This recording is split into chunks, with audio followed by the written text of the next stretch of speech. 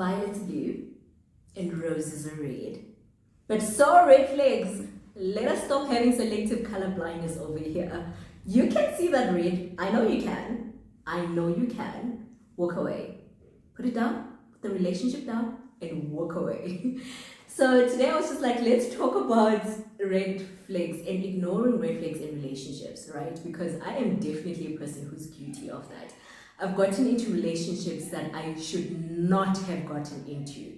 And boy, have I paid the price with my heart being broken. With my heart being broken. And it sucks, but let's talk about it. Let's talk about ignoring red flags because it is a topic that a lot of people can relate to.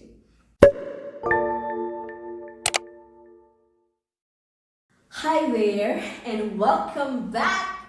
Welcome back. This is Thinking Out Loud with Rue. And this is basically a space where we speak about every single topic that we all might have experienced at some point in our adulting lives. And basically just literally getting some insight from a person who's studying psychology, as well as from a person who's walking this Christian life. So today I was just like, let's talk about red flags, man, because it's a topic that I've genuinely been thinking about, especially being a person who has also been in a toxic relationship. I'm very embarrassed to say, guys, because I remember I literally had a dream and God was just like, don't go there. But me being me, I was just like, but this person is cute and they're also a Christian and maybe they're also a good guy, they're funny, they have all these characteristics that I actually like. So let's get into it anyway. And boy, did I pay with my heart being broken. Heart being broken. And that was hard. That was hard. And also sitting with the fact that you went into a relationship that you knew you shouldn't have gotten into anyway. But that's a story for another day. For today, I just wanted to speak about some of the reasons why we get into relationships even after seeing red flags. And one of the things that I wrote here is that sometimes we get into relationships even after we've seen the red flags because it gives us this allure of mystery, right? Because sometimes some of the bad boys that we see or some of the bad girls that we see, especially coming from the Christian context, right? Some of these characters that we see in different people literally gives us a mystery because we are surrounded by people who quote the Bible, people who speak about character and all these different things. But when you see people who don't always believe in what you believe in and still exhibit characters that are not the best, you're just like, this is a little bit mysterious. And it brings you to a little bit of curiosity to be like, okay, what is underneath all that? I want to be able to explore that. So it gives you that intrigue, that curiosity that you just like, let's explore that so that we can see what is beneath everything that this person is exuding in terms of their character. And the second thing is, it sometimes promises challenge and just excitement. And who doesn't want to be excited? Who doesn't want to be challenged? And I can only speak from my experience as a Christian, especially being a young Christian. When I was a little bit younger, when people didn't always share the same values as I did, I would always find it as just a little bit exciting to see the world through their eyes. And sometimes because Christians have been branded as boring because you're the rule follower, you're the person who has boundaries in terms of your life, you're just like, listen, in order for me to live a life of freedom, I also want to live within the boundaries that God created. Because in your mind, you're just like, the boundaries are protective, right? And you're just like, let me live within these boundaries. But because of the boundaries that we sometimes have, whether it's sometimes in extreme cases where people are saying that I don't drink entirely, or I don't smoke, I don't do this, I don't do that.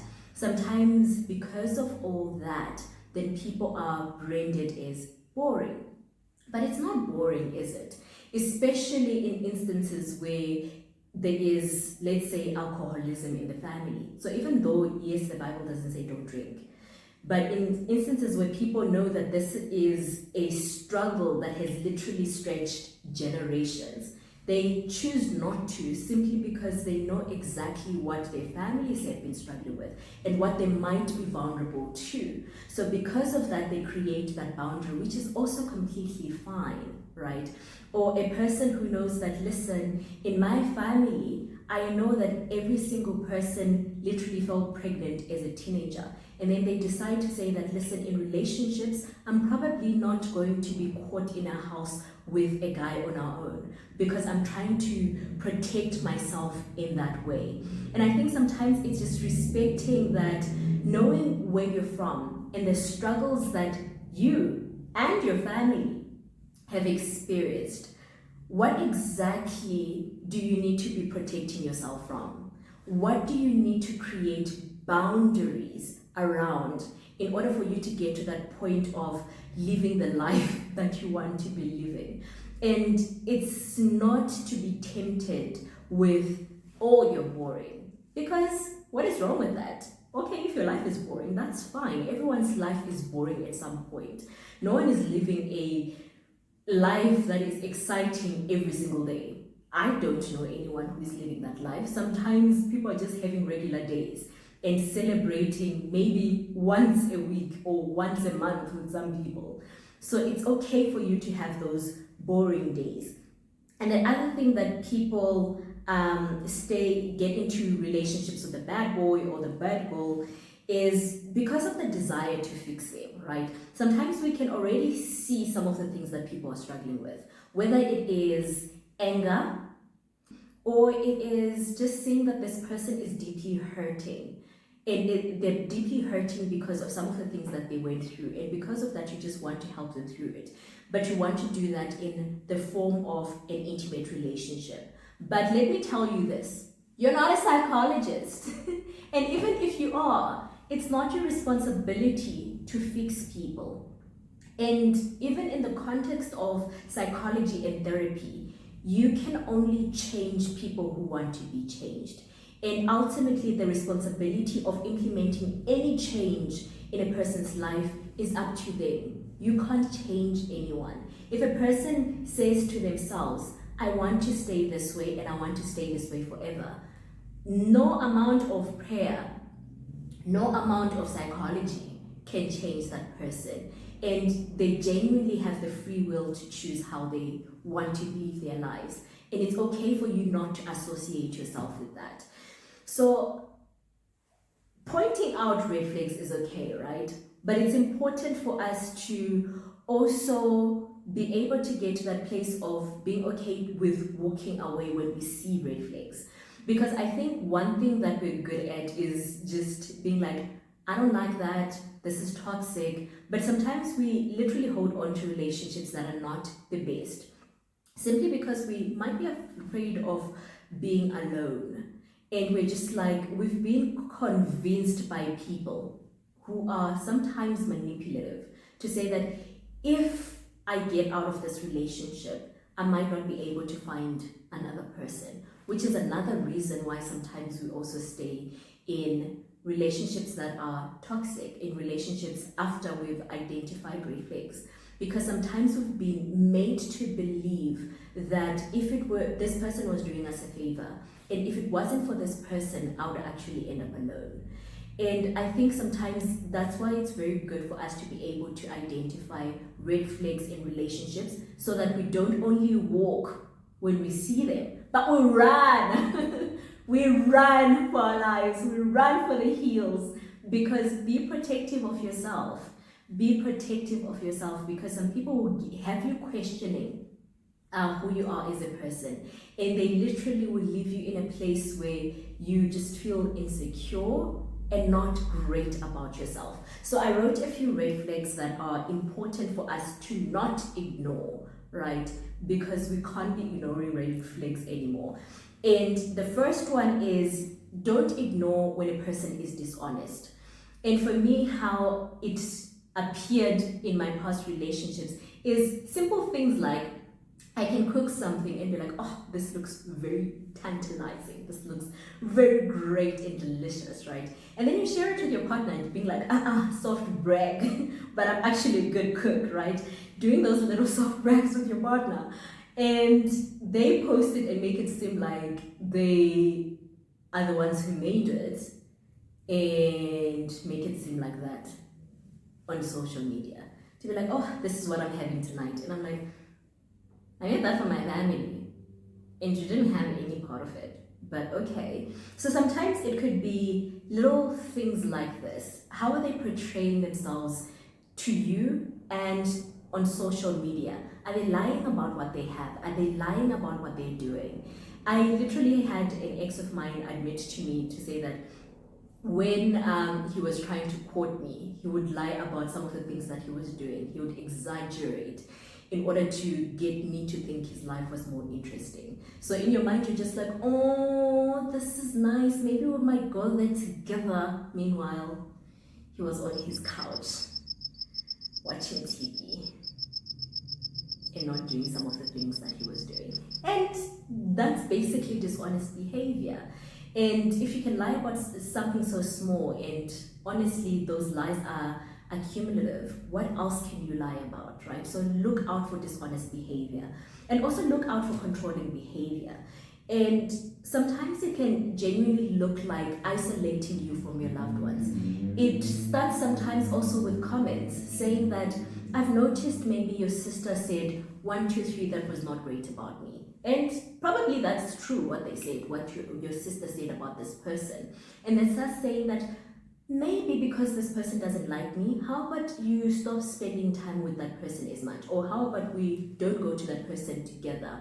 Or it starts there and then it goes to, let's not be around this person entirely. And they completely isolate you from people who might see them as not so great for you. So try to also allow yourself to literally hear from other people who are not intimately involved with this person. How do they actually assess this person? Do they see them as honest? Do they see them as good for you?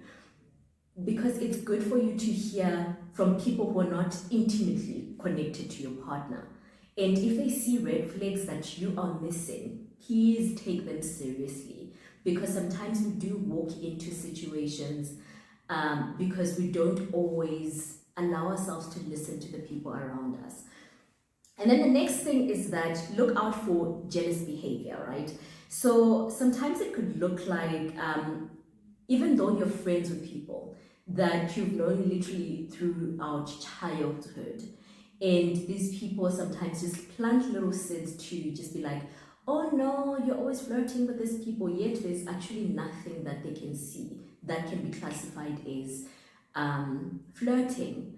And they try to isolate you from people that you've known your entire life.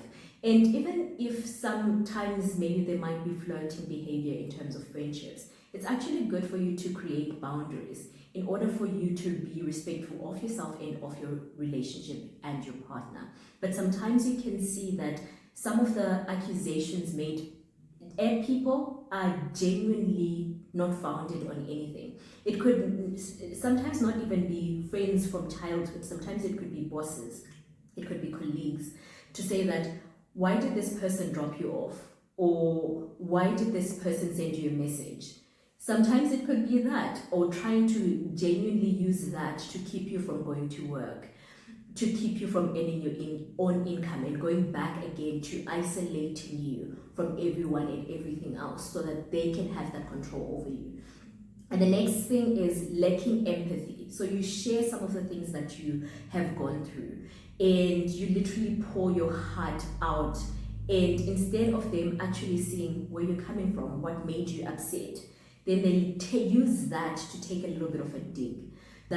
Or using that even to say that, listen, this is why I am the best person for you. Because remember that situation that you went through, that shows that you are not a great person, and as a result, I'm the best person for you. then you will not be able to find anyone else outside of this relationship with me. Sometimes it does happen like that. And of course, we cannot ignore big things like abuse and violence, right?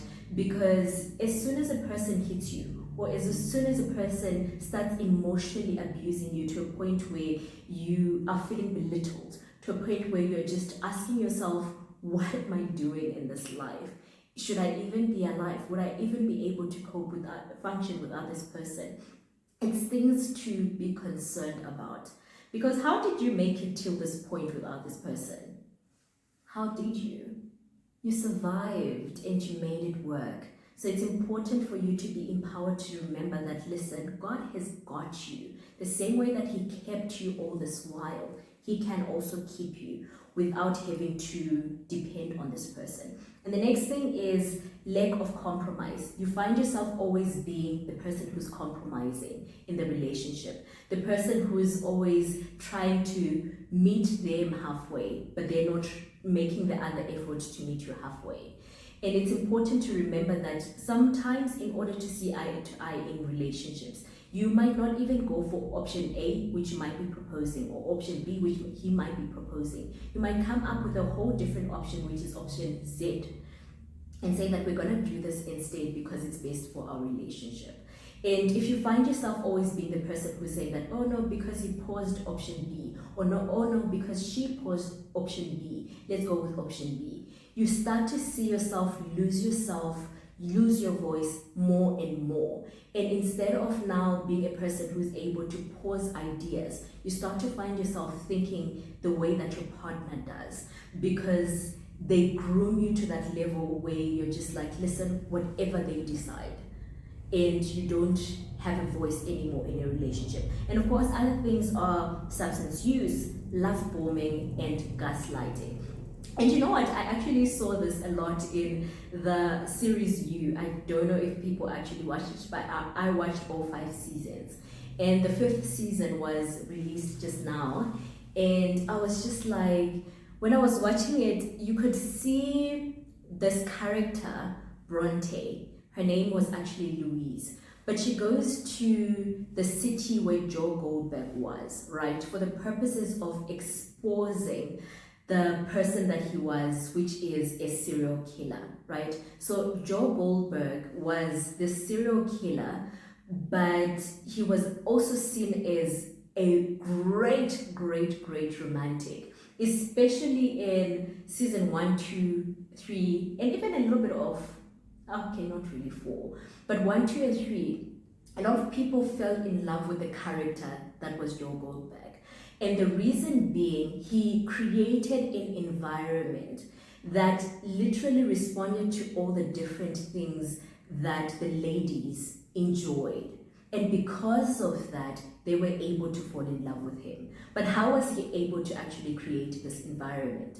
He stalked them on social media, and he actually also stalked them in real life to be able to find out little details about what they like. And he started to literally curate an environment that allowed them to fall in love.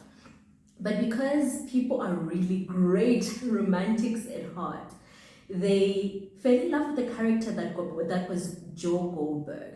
And in the end, they actually wanted a better ending for him, despite the fact that in season 1, 2, 3, 4, and 5, the common thing was that he literally killed every single woman that he fell in love with.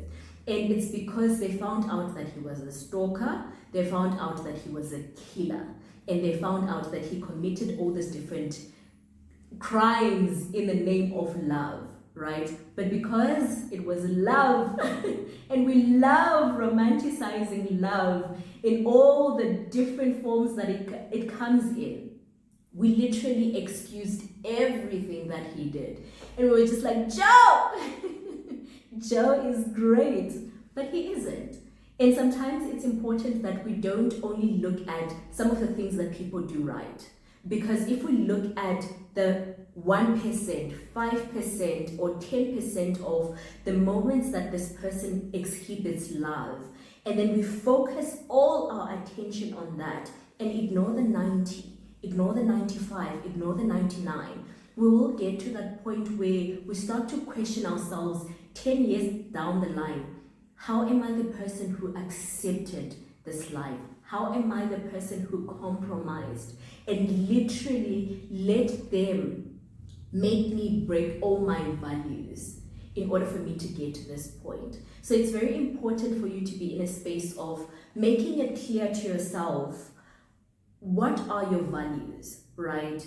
In order for you to get to the point of being able to identify red flags or being able to identify a person who's not respectful of your values, you need to make it clear to yourself first. What are my values? So that you can begin to pay attention to the red flags of people who are trying to get you to perform or act outside of your values. Because I do think that we can easily wake up and look at ourselves in the mirror and not recognize ourselves, because now we're seeing the person who compromised.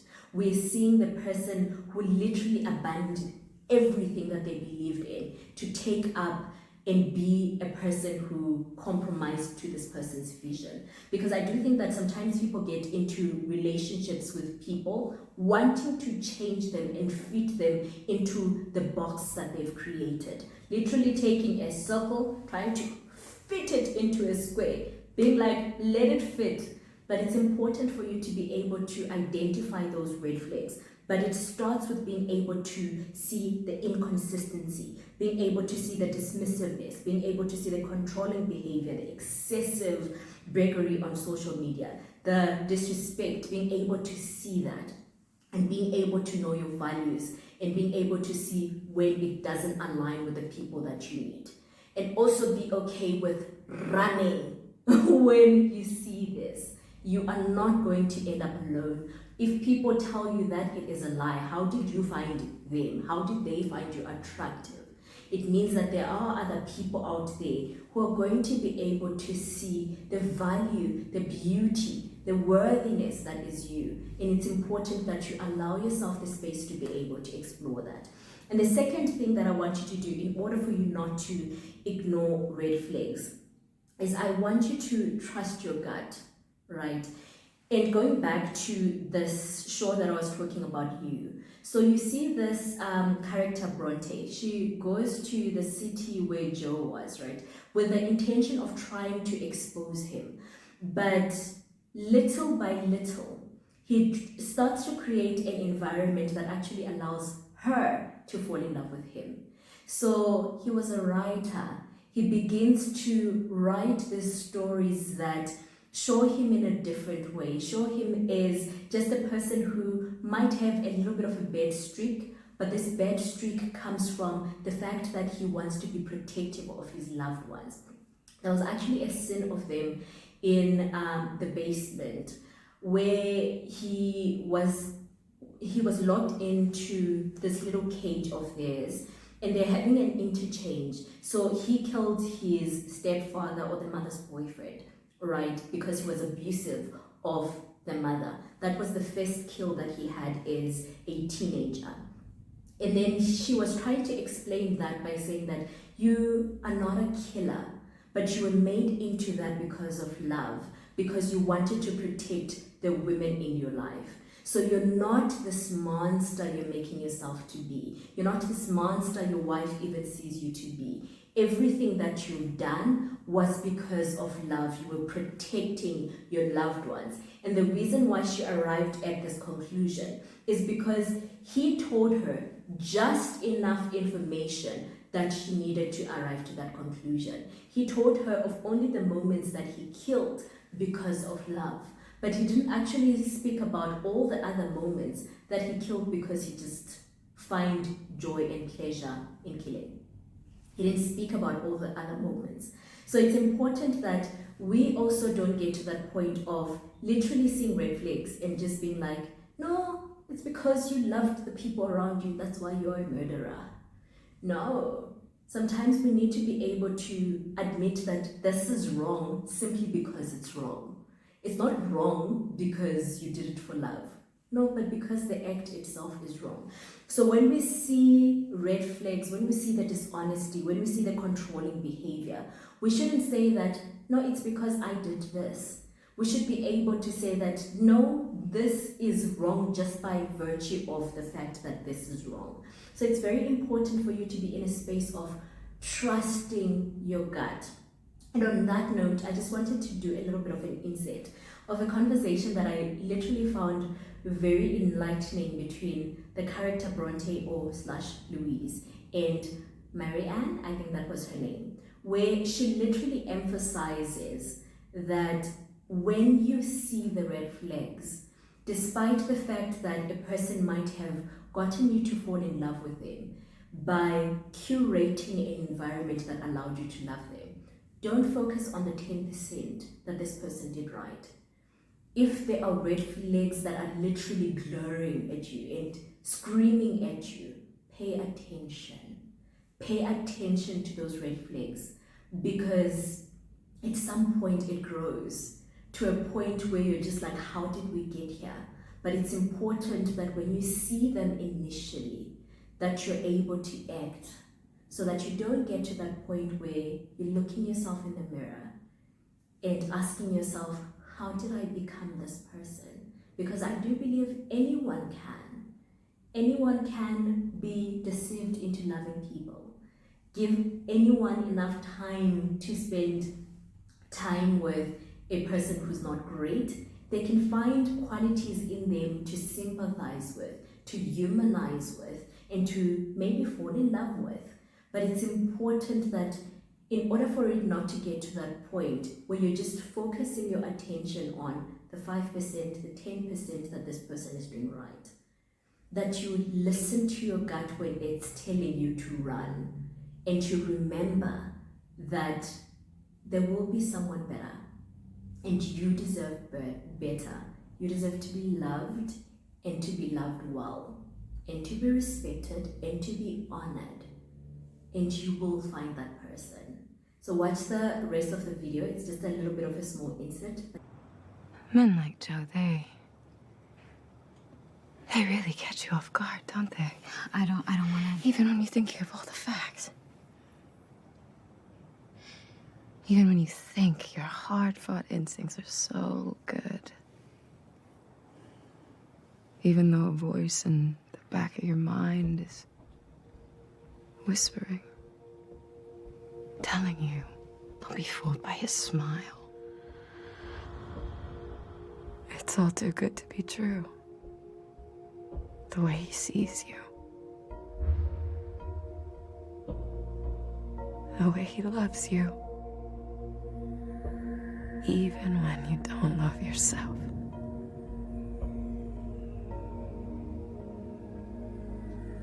Don't believe it when he tells you he'll take care of you. Definitely don't assume the best when he says he'll keep you safe. You ignore that voice because it feels so good to love him and be loved by him. It's you and him against the world. You know what bad looks like. You know better. And when the bad things happen, well, you have to believe that they're not actually bad, right? Because if you got fooled by this guy, you are not as smart as you thought you were. You're one of those women. You know, the ones you deep down think you're smarter than. I can't be you. But he's convinced you that you need him. And he's wormed himself so deep. You don't know whether you are Bronte or Louise or Marianne or Beck